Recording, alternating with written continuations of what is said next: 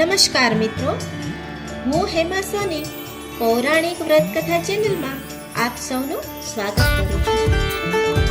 આપણી પ્રાચીન હિન્દુ સંસ્કૃતિ મુજબ હિન્દુ મહિનામાં ચૈત્ર માસથી નવું વર્ષ શરૂ થાય છે. તો ચૈત્રથી ફાગણ મહિના સુધી એટલે કે 12 મહિનામાં 24 અગિયારસ આવે છે. એટલે કે એક મહિનામાં 2 અગિયારસ આવે છે. અને આ અગિયારસનું ધાર્મિક મહત્વ તો છે જ, સાથે સાથે તેની પાછળ વિજ્ઞાન પણ કામ કરે છે. તો આ અગિયારસ કરવાથી, તેની કથા અને તેનું મહત્વ સમજવાથી આપણને માનસિક તો લાભ થાય છે, તેમજ શારીરિક પણ લાભ થાય છે. તો ભક્તજનો, જો આ કથા સાંભળવામાં અને તેનું મહત્વ સમજવામાં આપણને મજા આવે તો આ ચેનલને જરૂરથી લાઈક, શેર અને સબસ્ક્રાઇબ કરશો.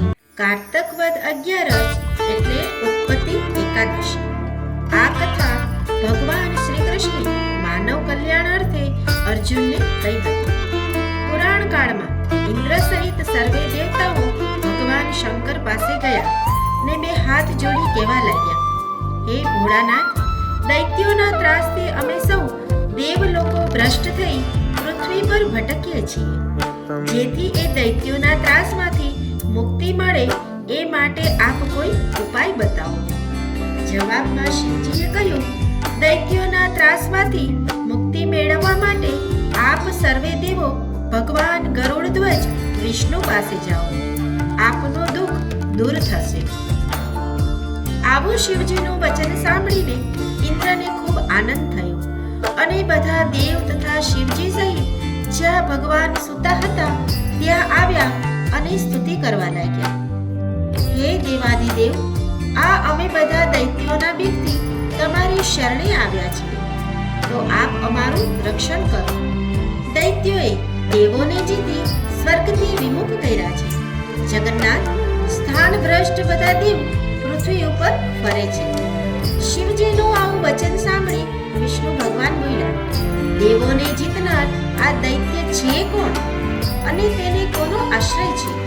હે ઇન્દ્ર, આ બધી વિગત તું મને કહે.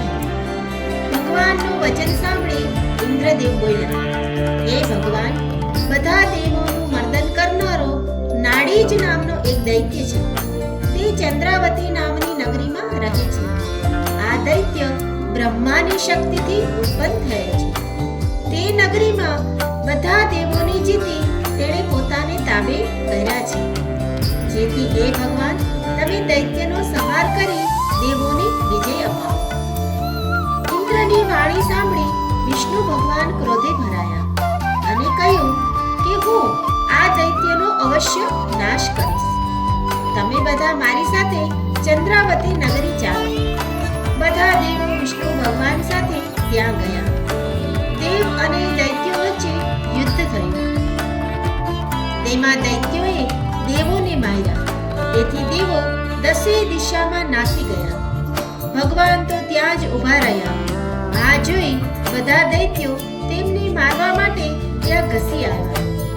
તે જોઈ ભગવાને પોતાના ધનુષ્યને સર્પ જેવા બાણ લગાડી તેમને માર્યા. તેથી હજારો દૈત્યોનો નાશ થયો. એકલો મેરુ નામનો એક ભયંકર અસુર કેમેય કરીને હારતો નહોતો. તેની પાસે અમાપ શક્તિઓ હતી. કહેવાય છે કે આ મેરુ નામના અસુર સાથે વિષ્ણુએ હજારો વર્ષ યુદ્ધ કર્યું, છતાં પણ મેરુ હાર્યો નહીં. આખરે વિષ્ણુ ભગવાન થાકી ગયા અને બદ્રિકાશ્રમ તરફ ભાગ્યા. ત્યાં હેમવતી નામની એક સુંદર ગુફામાં જઈને આરામ કરવા લાગ્યા. તેઓ યુદ્ધના પરિશ્રમને કારણે ખૂબ જ થાકી ગયા હતા, જેથી ગાઢ નિંદ્રાધીન થઈ ગયા. હવે મેરુ રાક્ષસ પ્રભુને શોધતો આ ગુફામાં આવી ચડ્યો અને નિંદ્રાધીન વિષ્ણુ ભગવાનને મારી નાખવાનો ઉપાય શોધવા લાગ્યો. ત્યાં જ એક ચમત્કાર થયો. વિષ્ણુ ભગવાનના સ્વરૂપમાંથી એક અતિ સ્વરૂપવાન કન્યા પ્રગટ થઈ. તેના હાથમાં અનેક પ્રકારના આયુધો હતા. આ શક્તિએ મેરુ રાક્ષસને યુદ્ધમાં મહાત કર્યો અને તેનું મસ્તક કાપી નાખ્યું. તે યમલોકમાં ગયો. બાકીના સાથે આવેલા અસુરો ભાગીને પાતાળમાં ભરાઈ ગયા. ભગવાન નિદ્રામાંથી જાગૃત થયા તો અસુરનું માથું કાપેલી હાલતમાં ત્યાં પડ્યું હતું અને પેલી સ્વરૂપવાન કન્યા ચરણોમાં હાથ જોડી વિનમ્રપણે ત્યાં ઊભી હતી. એટલે વિષ્ણુ ભગવાને તે કન્યાને પૂછ્યું, હે કન્યા, તું કોણ છે અને આ રાક્ષસને કોણે માર્યું તે મને કહે. જવાબમાં કન્યા બોલી, પ્રભુ, આપ જ્યારે નિંદ્રાધીન હતા ત્યારે આ રાક્ષસ અહીંયા તમારી પાસે આવીને તમને મારવાનો ઉપાય શોધતો હતો, જેથી આપના પવિત્ર તેજમાંથી હું પ્રગટ થઈ અને મેં રાક્ષસ સાથે યુદ્ધ કર્યું અને તેનો સંહાર કર્યો. કન્યાનો જવાબ સાંભળી પરમાત્મા ખૂબ જ રાજી થયા અને બોલ્યા, હે શક્તિ, તે મેરુ સહિત અનેક રાક્ષસોને સંહાર કરી મારું રક્ષણ કર્યું અને ત્રણેય ભુવનમાં આનંદ આનંદ કરાવી દીધો. હું તારા પર અત્યંત પ્રસન્ન થયો છું, જેથી તું મારી પાસે કંઈક વરદાન માંગ. શક્તિ બોલી, હે પ્રભુ, જો આપ ખરેખર પ્રસન્ન જ થયા હો તો હું માત્ર એટલું જ માંગુ છું કે જે કોઈ ઉપવાસી વ્રત કરે તેને પાપમાંથી આપ મુક્ત કરાવો અને જીતેન્દ્રિય જો ઉપવાસ કરે તો પાપ મુક્ત કરી તેનો વૈકુંઠમાં વાસ અપાવો.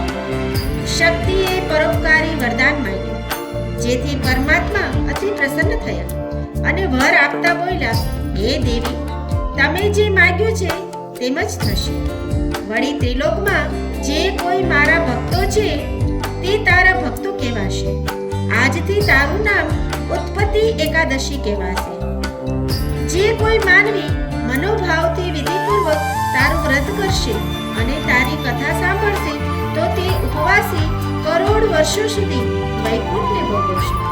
આમ કહી ભગવાન વિષ્ણુએ ઉત્પત્તિ એકાદશીને વરદાન સહિત આશીર્વાદ આપ્યા. પ્રિયજનો, આ કથા આ વ્રત કરનારે રાત્રે કે દિવસે અચૂક સાંભળવી, જેથી વિષ્ણુ લોકના વાસી થવાનું સૌને સૌભાગ્ય પ્રાપ્ત થાય. ઇતિ શ્રી સ્કંદ પુરાણે કાર્તિક કૃષ્ણ પક્ષે ઉત્પત્તિ એકાદશી સંપૂર્ણ. શ્રી ગણેશાય નમઃ.